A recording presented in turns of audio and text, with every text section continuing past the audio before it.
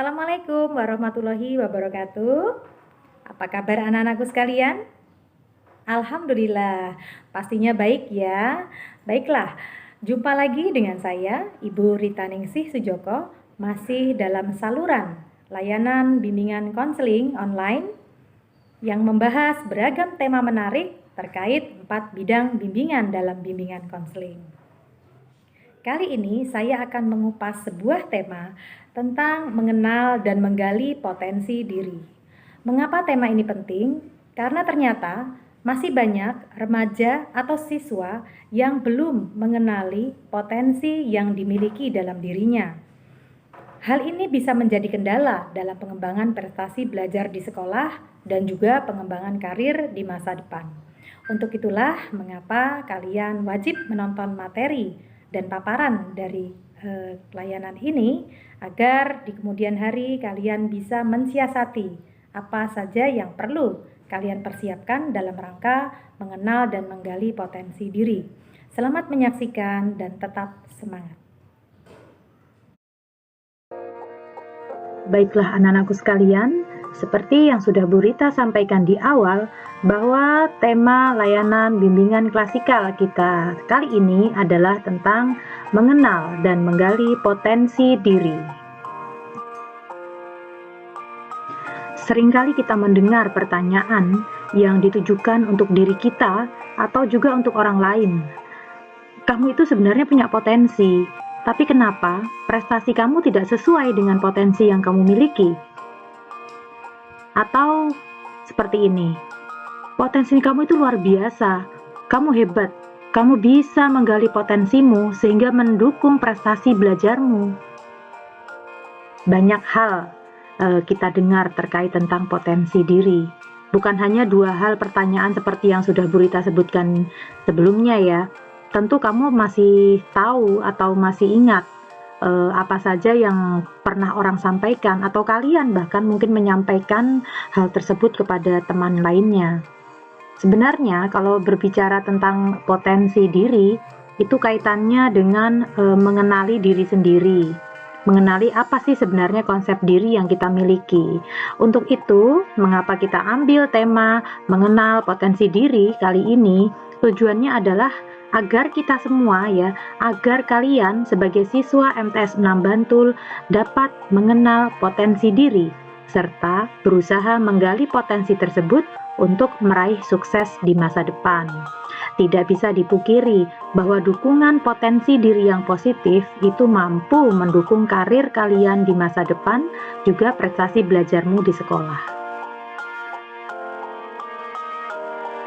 Sebelum anak-anak mengikuti layanan bimbingan klasikal, Bu Rita ingin mengajak anak-anak sekalian untuk mengikuti ice breaking dulu. Ya, kita nanti main yang seru-seruan di sini. Kita tebak gambar dulu yuk. Seperti apa? Kita ikuti saja, oke?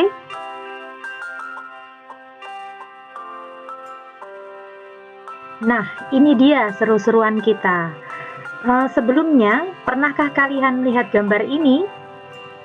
Oke, ada yang sudah pernah lihat ya? Yang sudah pernah lihat, oke, silahkan disimak saja.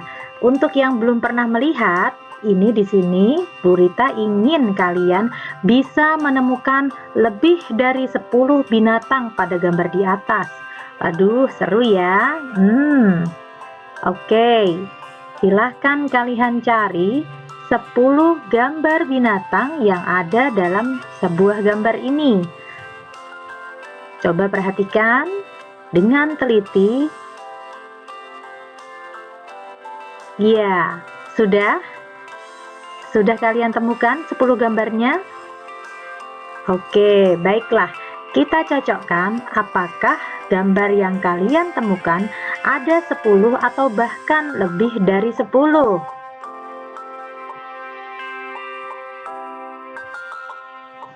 Oke, baiklah. Setelah kalian mengamati gambar yang sudah Bu Rita tampilkan, kini saatnya kita mencocokkan berapa banyak gambar binatang yang sudah kalian catat atau kalian ketahui. Ada tidak ya yang lebih dari 10 gambar? Oke, sama-sama kita cek bersama ya nak. Ada gambar ikan, ada gambar burung, Kemudian ada ikan kecil di bagian mata, ada penyu atau kura-kura di bagian telinga, kemudian ada keledai,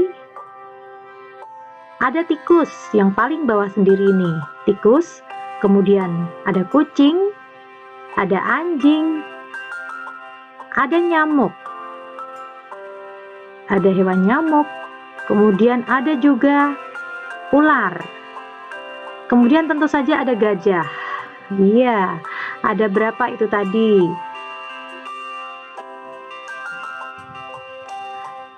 Iya, untuk yang bisa menjawab lebih dari 9 nama hewan, hebat. Kemampuan bekerja otak kanan kamu sudah baik. Untuk anak-anak yang belum menjawab atau kurang dari 9 jawaban, kemampuan mengolah data di otak kanan kamu belum bekerja dengan baik. Tandanya kalian harus lebih fokus dalam mengamati sesuatu. Baiklah, kita kembali lagi kepada tema pembahasan kita di awal tentang menggali dan mengenali potensi diri. Setiap manusia diciptakan unik dengan segala potensi atau talenta yang kita miliki. Allah Subhanahu wa Ta'ala menciptakan manusia meskipun mereka kembar sekalipun tidak ada yang sama persis, baik itu sikap, karakter, perilaku, atau potensi yang dimiliki. Masing-masing individu dilahirkan unik satu sama lain. Namun, tak banyak yang dapat mengetahui dengan persis potensi apa yang dimilikinya. Terkadang, seseorang itu merasa sudah mengenali dirinya, sudah memahami dan mengerti karakternya. Namun sesungguhnya, banyak hal atau banyak orang yang belum betul-betul mengenali kelebihan, kekurangan, serta potensi yang dimilikinya. Akibatnya apa? Banyak yang juga belum mampu berkembang atau belum mampu berprestasi sesuai dengan kemampuan yang dimilikinya tersebut. Tugas kita sebagai manusia adalah mengenali potensi yang diberikan Tuhan kepada kita dan menggunakannya dalam melaksanakan tugas hidup kita sehari-hari. Dalam kehidupan, kita bisa melihat sejumlah potensi itu dari diri kita maupun dari diri orang lain. Mudahnya kita mengenali potensi yang dimiliki orang lain ya, kita lebih mudah melihat atau memandang, menilai seseorang ketimbang kita mengenal atau memandang diri kita sendiri. Sering kita melihat seseorang itu pandai berbicara, terus kemudian kita berkomentar, wah kamu itu kalau suruh bicara jago sekali, kamu pandai berdebat, kamu pandai membawa diri di forum resmi. Atau ada juga kamu yang ketika melihat temanmu yang gugup ketika disuruh maju di kelas, kemudian kamu menjawab, cuman begitu saja kok malu, itu kan hal biasa. Nah, kadang-kadang kita mudah mengenali atau memberi komentar kepada orang lain seperti itu. Tapi bisakah kita mengenali diri kita? Apakah kita sudah mampu tampil percaya diri di dalam kelas? Apakah kita mampu membuktikan kepada orang lain bahwa kita bisa, bahwa kita mampu berprestasi sesuai dengan potensi yang kita miliki. Seandainya ada orang yang diberi kemampuan untuk menjadi seorang pemimpin yang memiliki karisma dan kecakapan pemimpin yang baik, ada juga seorang guru yang diberi kemampuan mampu mengolah kelas dan menyampaikan materi pelajaran dengan baik. Namun, di satu sisi, terkadang ada juga siswa yang diberi kemampuan dalam memahami setiap pelajaran dengan baik. Nah, ini dia. Jadi, seperti yang kita lihat pada gambar di sebelah ya. Ini kalau kalian lihat pertama kali, apa kesan yang kalian terima? Apakah sekedar orang berdiri membawa tumpukan buku? Nah, ada yang mungkin berpendapat seperti itu.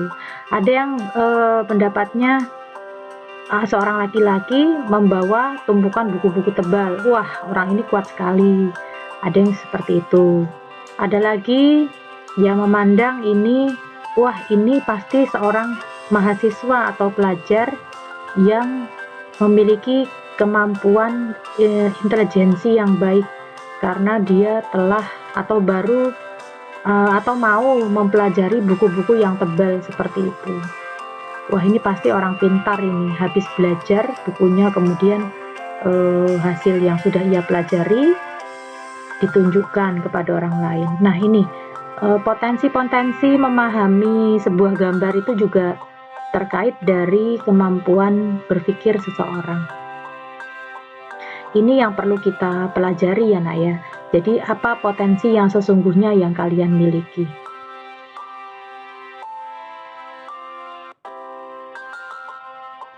Macam-macam potensi diri manusia. Hal ini penting kita ketahui dalam rangka mengetahui potensi sejenis apa atau tipikal yang mana potensi yang kalian miliki. Di sini macam-macam potensi diri terbagi menjadi 5 macam, yaitu terkait dengan potensi fisik atau psikomotorik. Orang yang memiliki kemampuan psikomotorik atau potensi fisik ini cenderung orang yang memiliki kekuatan mengarah kepada fisikal. Jadi seorang binaragawan, seorang atlet ya secara umumnya itu memiliki potensi fisik ini. Yang kedua adalah potensi mental intelektual atau intellectual quotient. Orang yang memiliki potensi seperti ini mengarah kepada intelektual atau kepandaian berpikir dari yang mereka miliki. Biasanya orang ini sering atau suka menghabiskan waktunya dengan membaca buku, mempelajari hal-hal yang baru, suka bereksperimen. Itu potensi mental intelektual. Yang ketiga adalah potensi sosial emosional atau emotional quotient. Orang-orang yang memiliki kemampuan seperti ini pandai bergaul, pandai bersosialisasi, bicara di depan di muka umum, kemudian mereka mampu menguasai diri di tengah banyak orang, kemudian pandai mempertahankan pendapat. Orang-orang yang berkemampuan seperti ini biasanya adalah seorang lawyer atau pengacara ya nak ya. Yang keempat adalah potensi mental spiritual atau spiritual quotient. Di sini adalah maksudnya adalah potensi yang mengarah kepada hal-hal religiusitas ya, yang berbau spiritual. Jadi kemampuan religi seseorang itu dalam mempelajari nilai-nilai ajaran agama, kemudian mengembangkannya. Kemudian ini masih ada kaitannya sebenarnya, potensi mental spiritual ini berkaitan dengan sosial emosional. Jadi seorang dai yang mampu memberikan atau mengembangkan syiar agama kepada orang lain, dia memiliki kemampuan mental spiritual sekaligus sosial emosional. Yang terakhir adalah potensi daya juang. Potensi daya juang di sini ini kaitannya dengan semangat bekerja. Jadi orang yang memiliki potensi seperti ini adalah tipe-tipe orang yang tidak mudah menyerah dalam melakukan sesuatu. Ketika dia gagal, dia akan mengulangi untuk kedua kalinya, bahkan sampai kesekian kalinya sampai dia berhasil. Tipe-tipe seperti ini cenderung bersemangat dalam melakukan aktivitas apapun. Sekarang, tipe yang manakah yang kalian miliki? Potensi apa yang kalian miliki? Nah, ini yang perlu kita ketahui. Dengan mengetahui, oh ternyata saya berpotensi di mental intelektual. Nah, ini tugas kalian mengembangkan, menggali kemampuan ini agar mampu mendukung karir dan juga prestasi belajar kamu di sekolah.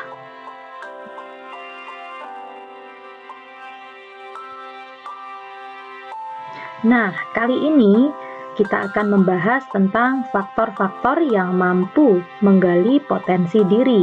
Jadi ini yang perlu kalian perhatikan dalam rangka tugas kalian menggali potensi diri yang kalian miliki.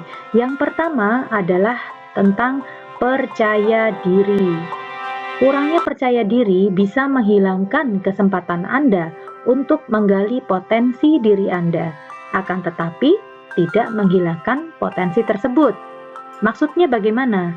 Nah, di sini contohnya Bu Rita sampaikan, misalnya saja seseorang yang memiliki bakat potensi ke arah musik.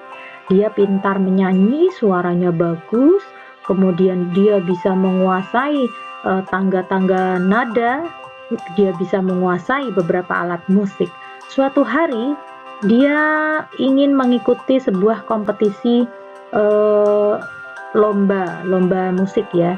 Kemudian ketika saatnya dia tampil di muka umum, dia kurang memiliki rasa percaya diri yang baik, sehingga ketika dia maju, namanya dipanggil, karena rasa percaya diri yang kurang baik tersebut, suara yang ia miliki tidak maksimal.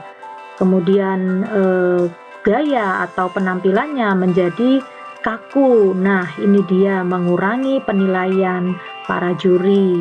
Meskipun kelemahannya tersebut, rasa tidak percaya dirinya tersebut tidak menghilangkan kemampuan atau potensi menyanyi yang sesungguhnya yang dia miliki. Yang kedua adalah hobi dan minat. Seseorang yang memiliki hobi atau minat yang terhadap sesuatu, kemudian lantas dia berada dalam posisi sebuah pekerjaan yang mendukung hobi tersebut, maka sudah pasti akan menghasilkan sebuah kolaborasi yang cantik ya. Misalnya saja seseorang diberi kemampuan untuk mengukir, kemudian dia pintar membatik, kemampuannya di bidang seni. Kemudian lantas dia diminta untuk mengajar di sebuah pusat pelatihan, balai pelatihan untuk sebagai guru seni, mengajarkan bagaimana membatik, mengukir dan sebagainya. Wah, seseorang ini akan melaksanakan tugasnya dengan semaksimal mungkin karena sesuai dengan jiwa, di panggilan hatinya, panggilan nuraninya di arah seni tersebut. Beda halnya dengan orang yang tidak memiliki kemampuan seni namun dipaksa untuk mengajarkan seni, tentunya itu akan kesulitan sekali dalam melaksanakannya. Dan yang ketiga adalah faktor yang mampu menggali potensi diri adalah tentang pergaulan. Di sini pergaulan kalian dengan teman-teman yang mendukung potensi kalian tentunya akan makin menyuburkan potensi yang kalian miliki. Namun sebaliknya, apabila kemampuanmu misalnya kamu itu sebetulnya berpotensi dalam bidang bahasa, kamu mampu bercakap-cakap atau berpidato, memiliki kosakata yang luas, memiliki kosakata dan kemampuan berbicara di depan umum dengan baik. Tapi kamu tidak melatih kemampuanmu ini dengan bergaul dengan teman-teman yang memang memiliki kemampuan juga dalam berbicara. Misalnya katakanlah itu berbicara bahasa Inggris. Kamu tidak sering melatih kemampuanmu ini, tapi kamu justru berkumpul dengan anak-anak yang putus sekolah, yang mainnya sampai larut malam, yang tidak suka atau tidak mau belajar dengan tertib, sehingga kemampuanmu dalam mengolah kata bahasa Inggris menjadi terganggu. Yang seharusnya kamu bisa lancar, kamu seharusnya bisa menguasai lebih banyak kosakata, itu menjadi tidak maksimal lagi. Untuk itu, pemilihan teman dalam bergaul itu sangatlah penting dalam menggali potensi diri yang kalian miliki.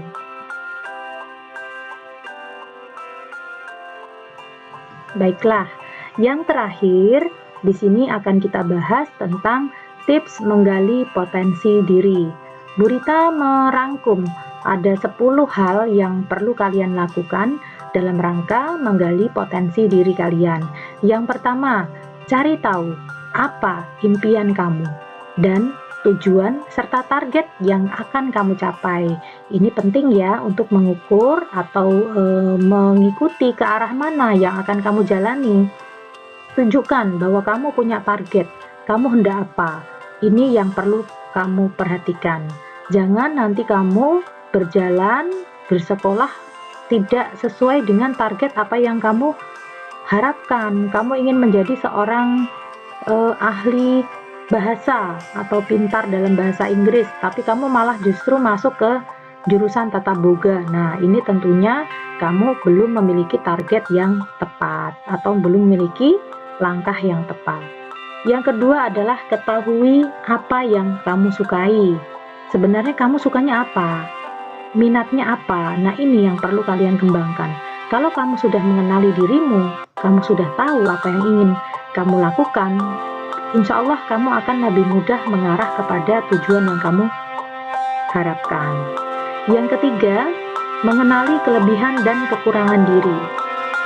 Coba nak, kalian ambil secobek kertas atau ambil buku tulis, kemudian kalian tulis 10 hal tentang kelebihan dan kekurangan kamu. Cobalah. Dengan kamu banyak menuliskan di sana, semakin banyak hal yang kamu tuliskan, berarti kamu juga semakin mengenali diri kamu. Tapi sebaliknya, ketika kamu ingin menulis, kelebihan saya apa ya? Aku kok gak tahu ya? Nah, apa ya sesungguhnya kelebihan saya? Kamu bingung mencari jawabannya. Ini tanda-tanda bahwa kamu ternyata belum mengenali diri kamu. Ini bahaya loh ya.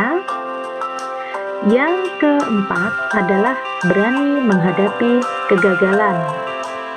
Perlu kalian ketahui ya nak ya, orang-orang sukses yang kalian kenal selama ini, dia tidak instan mendapatkan kesuksesan tersebut, tapi mereka juga mengalami beberapa kali kegagalan. Ya, seorang pemilik Kentucky Fried Chicken ya, kalau kamu pernah dengar kisahnya, itu sudah viral gitu ya, bahwa pemilik KFC ini awalnya adalah seorang mantan tentara di Amerika sana. Kemudian ketika dia pensiun, dia ingin membuka sebuah usaha. Namun berkali-kali dia membuka usaha dalam rangka mengisi masa pensiunnya, dia banyak menemukan kegagalan. Sampai pada suatu ketika, dia mencoba menjual ayam goreng, kemudian ternyata usahanya tersebut berhasil. Ternyata larisnya luar biasa sampai banyak outlet atau cabang-cabang yang sekarang kita lihat marak di berbagai negara, begitu juga dengan Indonesia. Siapa yang nggak tahu KFC? Nah, itu dia. Jadi jangan takut menghadapi kegagalan, karena kegagalan sesungguhnya adalah sukses yang tertunda.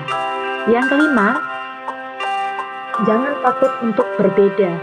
Ketika kamu merasa, saya nggak sama dengan dia, kalau dia itu kan bagus, mejanya bagus, punya alat lukis yang bagus, kalau saya alat lukis saya sederhana, saya pasti kalah. Nah, ini dia, ini yang perlu kalian perbaiki. Jangan takut untuk berbeda, biarkan saja. Ketika mereka memiliki fasilitas yang menurut kamu luar biasa, belum tentu kamu tidak bisa atau tidak bisa menyamakan mereka dengan kemampuan yang kamu miliki. Kamu harus percaya diri bahwa kamu pasti bisa. Nah, ini dia. Ini kaitannya dengan pembahasan sebelumnya tentang percaya diri ya. Jadi jangan takut untuk berbeda. Selanjutnya yang nomor 6 adalah memiliki motivasi yang kuat. Motif atau tujuan. Nah, ini harus kalian tekankan dalam dirimu masing-masing, bahwa kalian ketika ingin mencapai sesuatu harus memiliki motivasi yang kuat. Ketika kamu memutuskan untuk mendaftarkan diri kamu menjadi seorang anggota Polri atau TNI, nah motivasi seperti ini yang harus kalian miliki. Berarti dari sekarang saya harus menghindari merokok, makan makanan yang bergizi, rajin berolahraga. Nah, kemudian insya Allah semua itu akan sejalan dengan tujuan yang kamu ingin capai. Yang ketujuh, buatlah daftar pencapaian target. Kalau tadi Bu Rita menyampaikan untuk menuliskan kelebihan dan kekurangan kamu, di sini kamu harus membuat daftar pencapaian target. Target-target apa saja yang harus kamu capai. Begitu. Ketika ingin mendaftarkan diri kalian menjadi seorang anggota polisi atau TNI, berarti target saya adalah tinggi saya paling tidak harus sekian. saya harus bisa berenang. Kemudian saya harus bisa baris berbaris. Nah, ini yang harus kalian perhatikan. Saya harus bisa berenang, berarti saya harus banyak berlatih berenang. Saya harus bisa baris berbaris, maka ketika ada ekstra baris berbaris di sekolah, ikutilah dengan baik agar menjadi dukungan dalam mencapai target kamu itu. Yang kedelapan, hindari membandingkan diri kamu dengan orang lain. Ketika kamu mencoba membanding-bandingkan diri kamu dengan orang lain, maka disitulah kamu mulai mengurangi kualitas dirimu dalam mencapai target atau tujuan kamu. Percaya diri, ini salah satu dari wujud apa yang tadi sudah saya sampaikan lagi ya, tentang percaya diri. Orang yang percaya diri tidak akan membanding-bandingkan dirinya dengan orang lain. Dia akan tampil prima, tampil percaya diri di muka umum atau tampil percaya diri dalam segala hal. Yang kesembilan adalah perluas wawasan Anda. Nah, ini ketika kamu merasa saya cukup belajar lewat buku saja, Bu, saya sudah membaca di rumah, Bu. Nah, ini belum maksimal, Nak, bahwa belajar itu tidak selalu dari buku yang kalian dapatkan.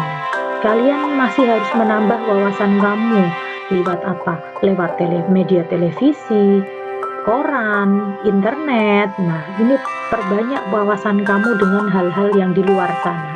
Tentunya dengan cara-cara yang positif.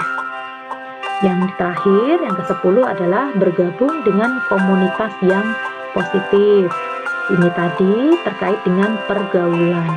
Jadi sebaiknya bertemanlah dengan anak-anak yang memang positif ketika memiliki semangat belajar tinggi. Nah, itu carilah teman dengan anak-anak yang memiliki semangat tinggi dalam belajar, anak-anak yang memiliki disiplin tinggi dalam mengikuti kegiatan sekolah. Jangan anak yang memiliki disiplin yang rendah, yang sedikit-sedikit ingin membolos, sedikit-sedikit ingin main ke kantin di sela-sela jam belajar. Nah, ini ya, tidak apa-apa dibilang cupu atau culun gitu ya, karena kamu dianggap takut untuk melanggar disiplin.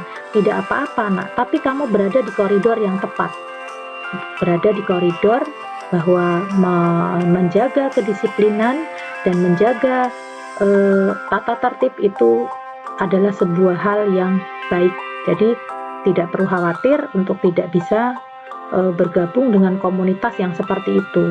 Tidak apa-apa, gitu ya.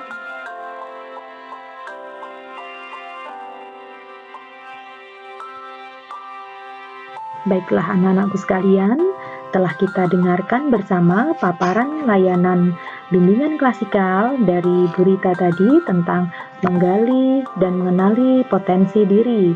Sudah kita ketahui bersama tentang faktor-faktor dari potensi diri, kemudian macam-macam potensi diri, dan tips dalam menggali potensi diri.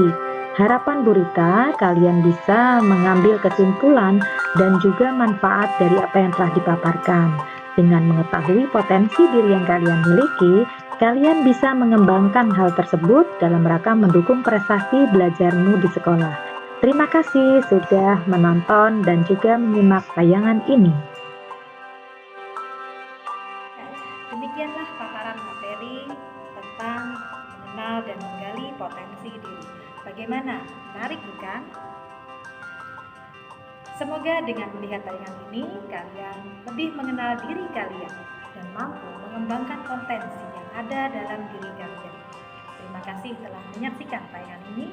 Sampai jumpa dalam paparan materi layanan bimbingan konseling lainnya. Assalamualaikum warahmatullahi wabarakatuh.